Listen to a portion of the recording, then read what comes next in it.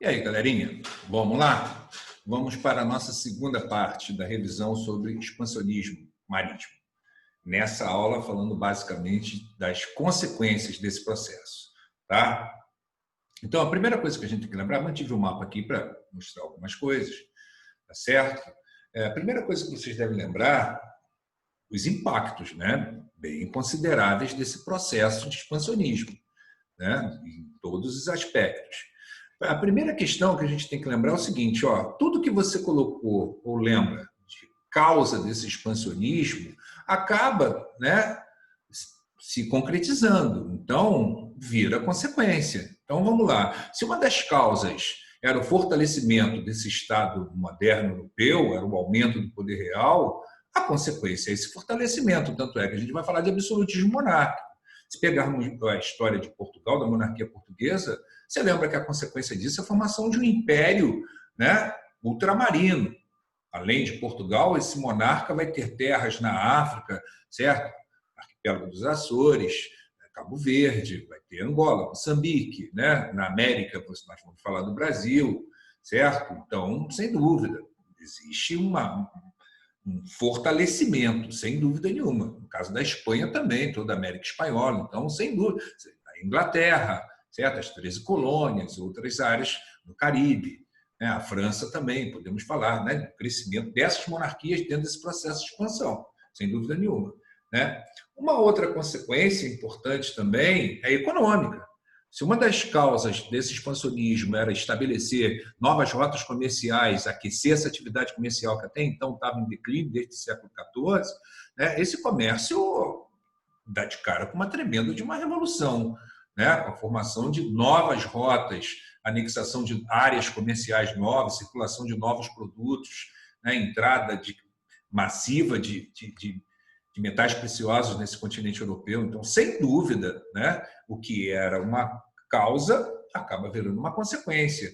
Né? Se pensarmos também na questão social, né, a ascensão social da burguesia, o enriquecimento dessa burguesia comercial, sem dúvida, isso é considerável. E também a questão religiosa. É uma consequência desse expansionismo a ampliação desse rebanho cristão, a conversão desse gentio, desses nativos à fé cristã católica, sem dúvida nenhuma, certo? Basta que vocês lembrem disso. Né? Na questão do conhecimento geográfico, do conhecimento botânico, certo? Sem dúvida.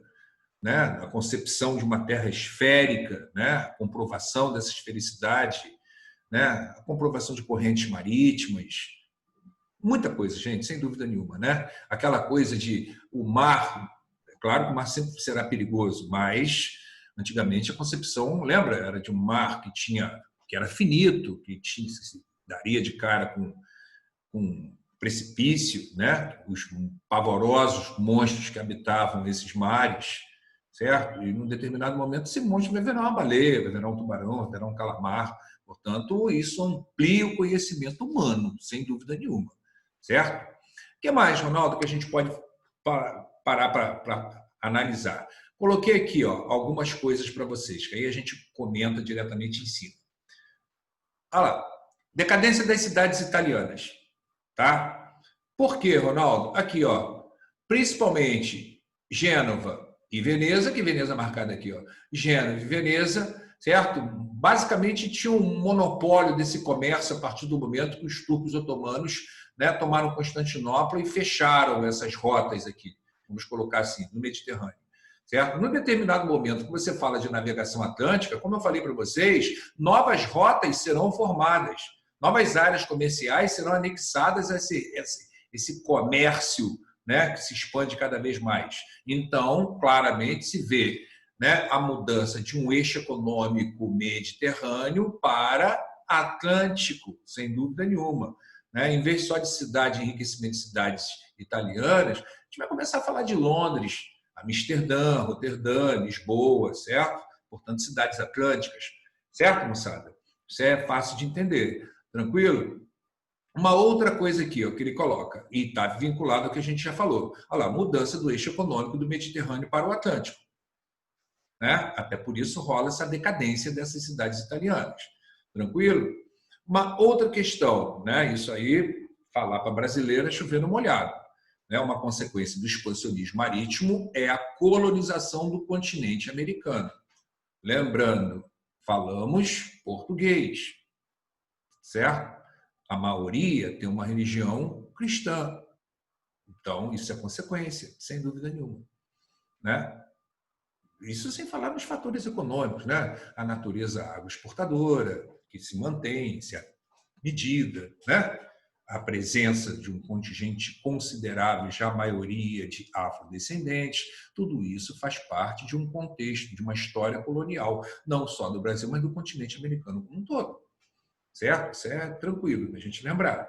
Né? O que mais, Ronaldo? Enorme afluxo de metais, tá? Provenientes da América. Esses metais, vamos colocar assim, eles vão inundar o mercado europeu. Né? Vai ter uma tremenda de uma inflação, um processo inflacionário decorrente dessa massiva entrada de minérios, principalmente ouro e prata. Né? Basta a gente lembrar que os espanhóis, logo de cara, vão dar muita sorte. Né? Já em 1519, você encontra aqui na região de Zacateca, né? Depósitos consideráveis de ouro e prata, e posteriormente aqui no alto plano andino, certo? Na região de Potosí, tem também fabulosos depósitos minerais.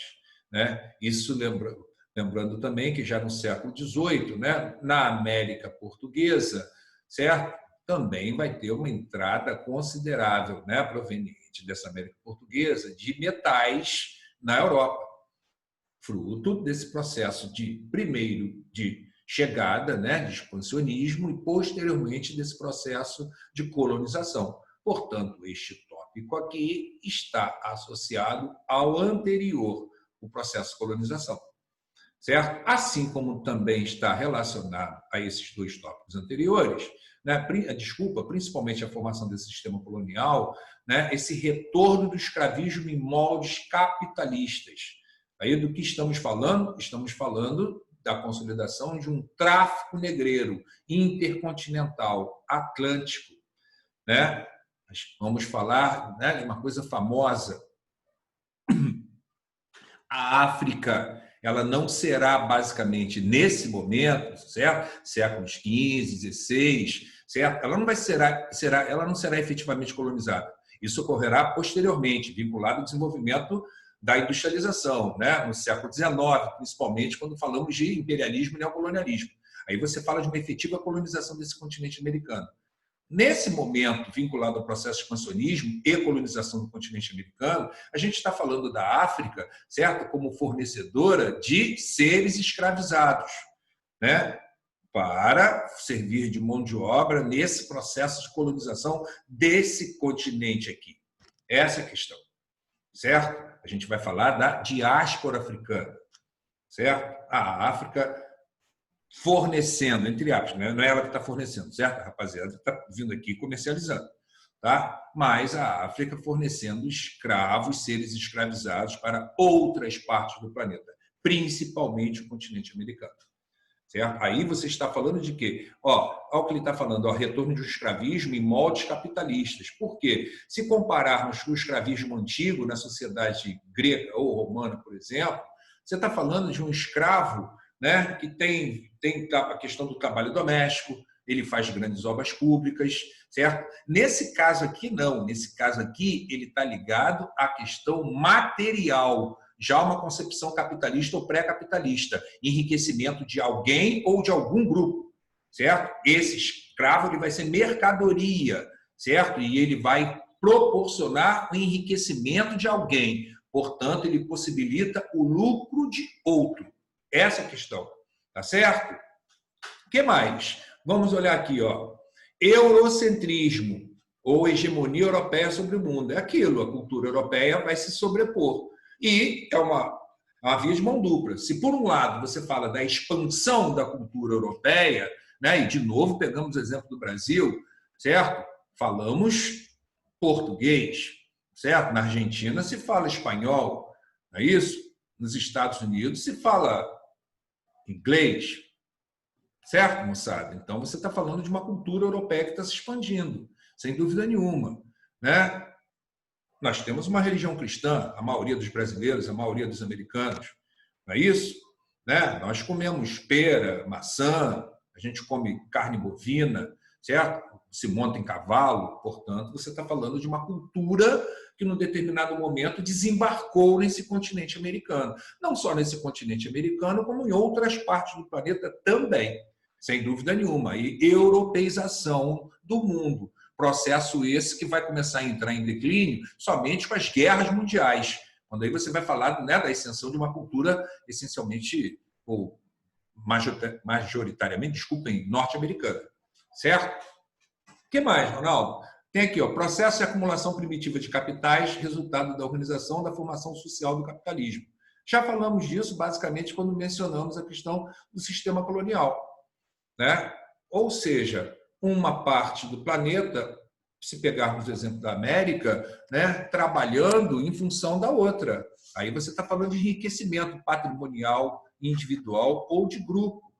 Tanto é que, se você parar para analisar, um dos fatores que geram o desenvolvimento da economia inglesa numa escala mecanizada, ou da Revolução Industrial Inglesa, em determinado momento, quando você fala dos fatores que favoreceram essa mecanização precoce na Inglaterra, você fala dos benefícios desse comércio, né, controlado pela Inglaterra e normalmente vinculadas à escala capitalista.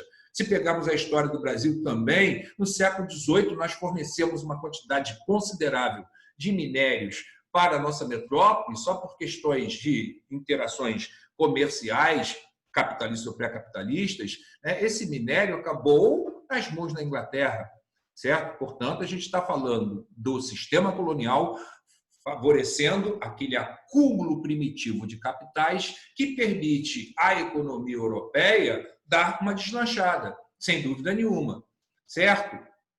E uma outra coisa que a gente pode analisar também, galera, né, que eu não coloquei aqui, a gente pode analisar como consequência também a elaboração de tratados diplomáticos, certo?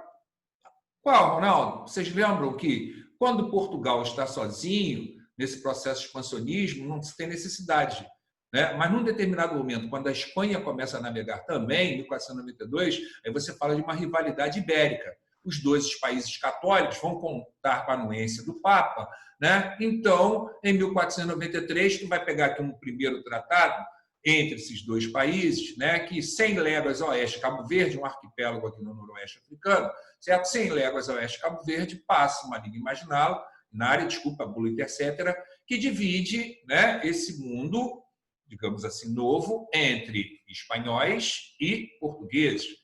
Os portugueses questionam esse tratado e forçam uma mudança, em vez de 100 léguas, 370 léguas a oeste, Cabo Verde, que basicamente vai passar nessa linha aqui, ó, que pega próximo da ilha de Marajó e ao sul em Laguna, atual Santa Catarina, né? Aí você vê que essa parte fica para a Espanha. Poxa, Portugal ficou com esse pedacinho? Não, Portugal fica com esse pedação aqui e a Espanha fica com esta parte, certo? Ah, esse tratado valeu? Valeu, vírgula. Claro que não. Conversa para boi dormir. Se esse tratado realmente valesse, se tivesse uma linha imaginária dividindo essa parte entre somente espanhóis e portugueses, não falaríamos de uma América inglesa, certo? Nem de uma América colonial francesa ou holandesa. Lembramos da visita dos franceses à Baía de Guanabara e ao Maranhão, certo? Dos holandeses posteriormente no Nordeste, na Bahia e Pernambuco. Portanto, esse é um tratado para perturbar vocês na prova, mas na prática mesmo, sua validade foi muito pequena. Tá certo, galera? Então, fechamos aqui nossa revisão. Falei das consequências na aula anterior, dos fatores que geraram esse expansionismo, e gostaria de lembrar aos feras, né, em questão, que eu estou deixando para vocês uma lista com uma penca de exercícios que eu pediria que vocês não negligenciassem. Tá certo, galera? Na próxima revisão, nós falaremos de reforma protestante. Tá certo? Um abração para todos. Se cuidem. Tchau, galera.